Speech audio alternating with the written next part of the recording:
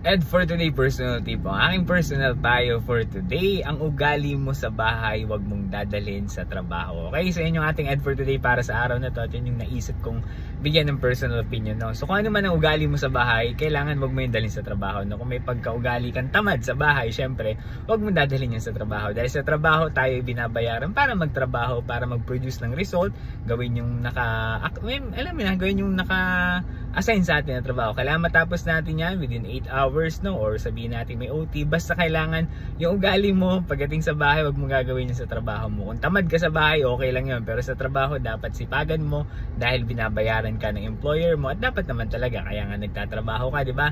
Tsaka kung ano pa man yung mga ugali mo sa bahay na tipong, alam mo yun, masungit ka, mataray ka, o alam mo yun, nambubuli ka, o kung ano pa man yan, huwag mong dadalhin sa trabaho yan dahil hindi yan makakatulong, okay? Kailangan ilugar natin yung pag-uugali natin. Wala namang masama kung sa bahay ganyan ka, okay lang kasi bahay nyo yan.